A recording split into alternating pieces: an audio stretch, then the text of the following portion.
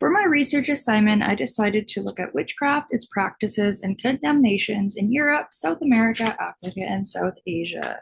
I wanted to get a better understanding of how witchcraft is perceived and how it differs in regards to its practices, condemnations, and laws by continent. I know it may seem like a lot and a very broad topic, but I felt like with this continental comparison, I'll be able to get the most comprehensive and multifaceted research on witchcraft. The research questions I have are definitions of witchcraft and how it differs in different parts of the globe, identifications, laws and condemnations, research, and statistics. Based on a data collected from 2022, the shaded map shows the percentage of people who believe in the existence of witchcraft, along with the idea of individuals with supernatural powers, whom of which are considered witches, wizards, or sorcerers. These people are believed to be able to cast spells, use magic, and even bring harm upon another individual with these powers. This map is recorded data of death tolls from the witch trials from the 14th to the 19th century. This map shows from United States and Europe, with over 200,000 men and recorded who were accused of being witches and were put to death. The final map I'm going to show you is data of public witchcraft accusations from 1950 to 2000. According to the United Nations Human Rights Council, hundreds of thousands are accused, harmed, and killed every year due to witchcraft. You may have noticed some of the maps isolated some continents, and the statistics were a little bit difficult to pinpoint. The reason for this is various reasons. One is underreporting. A lot of the deaths from the witch trials accusations were never reported. Another reason is religion. A lot of these trials were held under the command of religious laws, and in order to protect the religion, a lot of these statistics and executions were covered up. Another reason is remains. Many of the individuals who were put to death were executed by flame, leaving no remains to record under statistics. Sexism is another reason, where many scholars even regarded the witch trials as a woman's genocide, which can be an extremely sensitive and debated school of thought. And of course, there's changes of laws.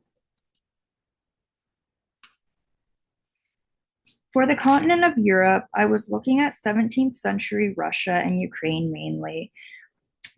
Statistics were showing that it was mainly females who were accused of being a witch, and there were many stereotypes in Europe and all over the world at this time that only females were capable of being a witch.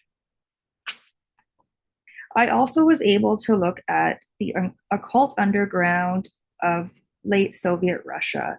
During this time, witchcraft and the occult was forbidden. However, the practices were still held underground.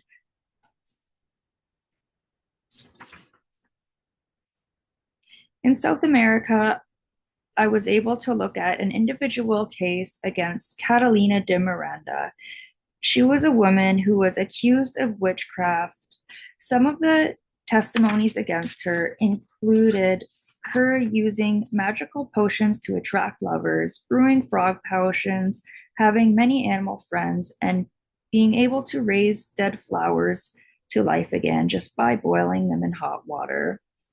There was also some accusations of her sucking the blood from children and sick children.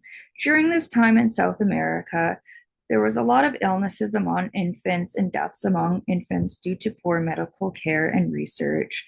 Catalina was blamed for a lot of this.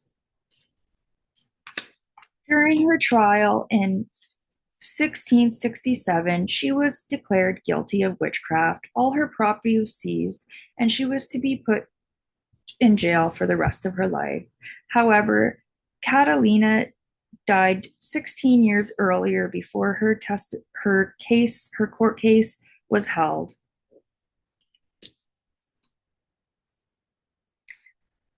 In Africa, I was able to look at stereotypes of witches and witchcraft that still exist today. Downfalls often get blamed on witches and witchcraft. Things like the poor economy, tragedies such as miscarriages, and even smaller things like job loss. The term xenophobia comes into play in regards to the poor treatment of foreigners in Africa. Hate and violence is not uncommon in Africa against immigrants, and witchcraft is often used as an excuse.